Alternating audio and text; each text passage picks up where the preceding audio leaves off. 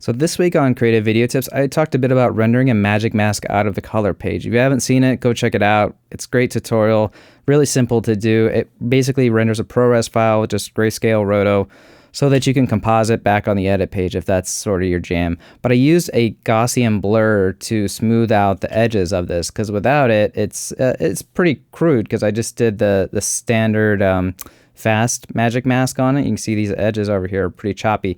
A more accurate way to smooth out edges of a mask is doing something that's called morphological opening. And so I thought it'd be a great time today to share with you the technique to do that with the most simplest tools that we have at our disposal. And it's over on the Fusion page. So let's get over in there and do that. So I'm opening the Fusion page. And the tool that is allowing you to easily do morphological opening. So if you ever see anything that says morph and opening, that's what it's doing. It's just if you do it here, you have a lot of control on how it works. And the idea is we're going to erode first and then dilate second by the same amount. So shift space, erode dilates the tool. The first one erodes. So let's take a look. I'm going to bring the amount down so it's making it smaller. It erodes away the edges. And then the second one's going to dilate back out by the same amount.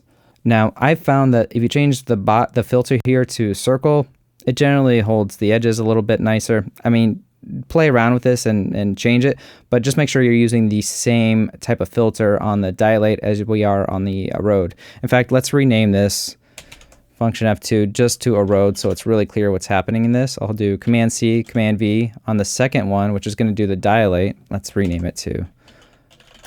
So on this one, the idea is we dilate it out by the exact same amount. Now, I could just remove the negative there, or I could create an expression. So I'll do that as well real quickly. So I'm just pinning both of these so I can see both at the same time.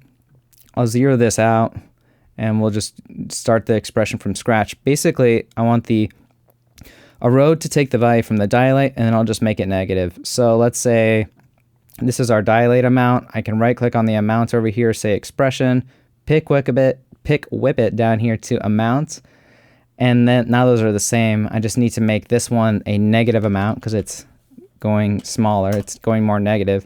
And now when I drag one, it drags the other in the opposite direction by the exact same amount.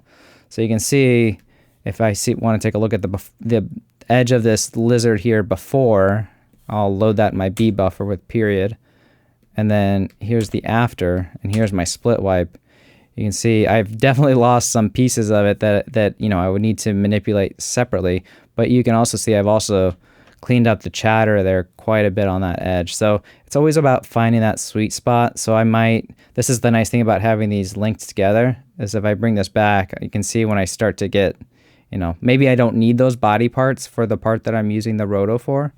So maybe it's not needed or not, but you can see I've made a much nicer edge there that's probably more usable, only using an erode and then a dilate with the exact same values one after the other. Let's take a look at this over here on the edit page and see what it looks like once it's composited again. Z to fit, I'll put my main elements back on top, and again this was just done with a really fast magic mask, and obviously it's not getting in between these little spines on here.